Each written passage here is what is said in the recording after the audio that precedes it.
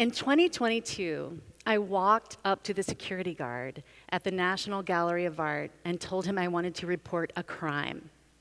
In the European sculpture galleries, there were 19 sculptures on display by Auguste Rodin, but not one single sculpture by his female equivalent and assistant, Camille Claudel.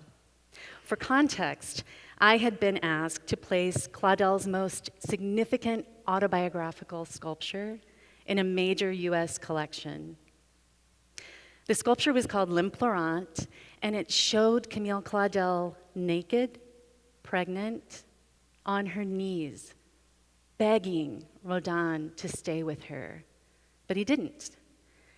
He didn't acknowledge the child as his own, and he didn't ever acknowledge her contributions to his most significant artworks. So Claudel could not keep the baby. She aborted it. Her family was mortified, ashamed of her. They locked her away in a mental institution against her will. She stayed there for 30 years until she died and was buried in an unmarked grave.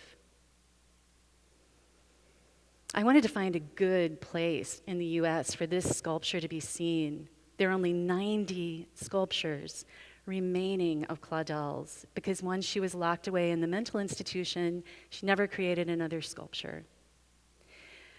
I was able to get this sculpture highlighted as a centerpiece in the first major Claudel exhibition that toured the United States. It opened at the Art Institute of Chicago and then traveled to the Getty in Los Angeles. By the time the sculpture is going to appear at the Getty, I had sold it to a private collector, and I knew that once again, he would lock her away in a private collection away from public view. So I went to the Getty opening to say goodbye to my friend, L'Implorante. I felt like she had embodied so much of the plight of women artists in the history of art. When I walked in, I saw a quotation by a 19th century French art critic emblazoned upon the wall. It said, "We are witnessing a revolt against nature, a woman genius." So that art critic certainly didn't have a good grasp of his art history, because I knew that our very earliest visual information shows that women were absolutely venerated because of their connection with nature and their superpower of creating life, like nature did. I decided to undertake a research project that I will probably continue for the rest of my life. What I want to do is trace the evolution of the depiction of women in visual imagery through history and the corresponding perception of women in society. I started at the very tip of the heel of Italy, and I'm going to tell you about 3 sites that are part of my research. The first one is called the Cave of the Mother. It's a Paleolithic cave temple where the earliest datable female pregnant remains were found. They're dated 26,000 BC. Also in that cave, there were votive sculptures, and both the sculptures and the female burials had a special type of Paleolithic crown made of shells and deer canines covered with ochre pigment to signify how important these people were. I was fascinated to see Paleolithic graffiti that archaeologists believe was an early form of counting that the women used to keep track of their menstrual cycles and their months of pregnancy. Now that's pretty genius, I would say. In that cave, it felt like I was standing in the womb of the earth. It was dark and damp, and there were paintings of women all over the walls of the cave. It was clear that women were venerated here, not only in the Paleolithic, but all the way through worship of Demeter, thousands of years later, up to the 16th century, when Christians built a cathedral there to honor Mary. The second site I'm going to tell you about shows a little bit of an uncomfortable shift.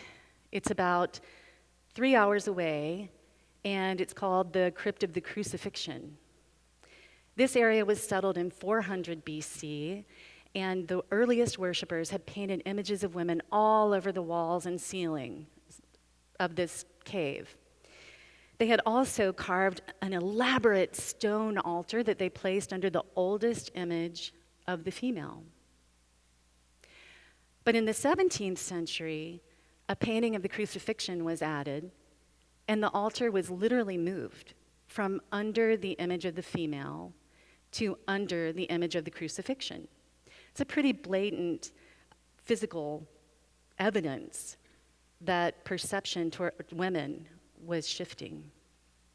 But the clincher is the 13th century Basilica de Santa Caterina de Alessandria in a town called Galatina. It's magnificent floor-to-ceiling frescoes, lapis lazuli, gold leaf, biblical scenes narrated across the walls. But one thing was particularly troubling, and that was an image of the Garden of Eden with the snake having a female face and long blonde hair. Now, up to this time, the female, or the snake, in Christian iconography had been depicted as just a snake with a snake face. So seeing the snake as a woman was really jolting for me, and I wanted to find out why that happened. Where did that artist get that idea? Turns out it's actually written by a 12th century theologian named Peter Comins, who said that the snake must certainly have been a maiden because Eve was a woman and would have therefore only believed another woman. Now, that careless statement had seismic impact on the perception of women up to this present day. Artists really latched on to this sensationalized depiction of the snake as a female. They used it everywhere, including the Sistine ceiling. Michelangelo painted the snake in the Sistine ceiling with the torso of a woman and a woman's face. A little bit later, women were being burned at the stake as witches. Many were locked away in mental institutions like Camille Claudel.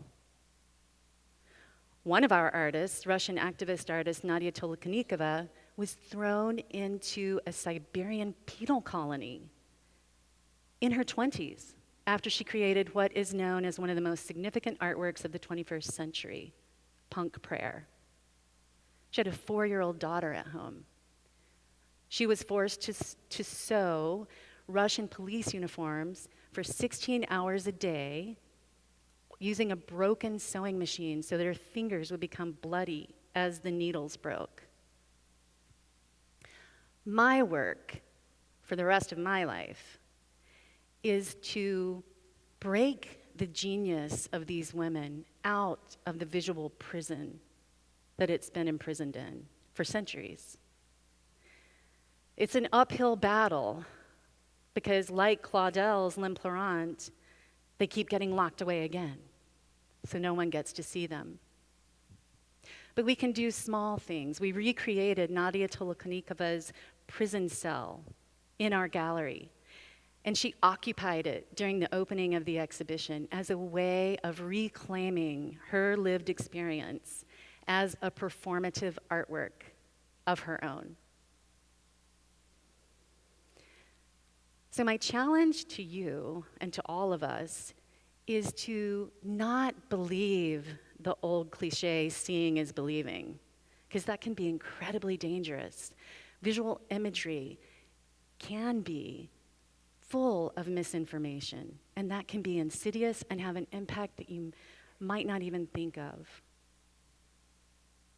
So when you look, really try to see the truth. Thank you.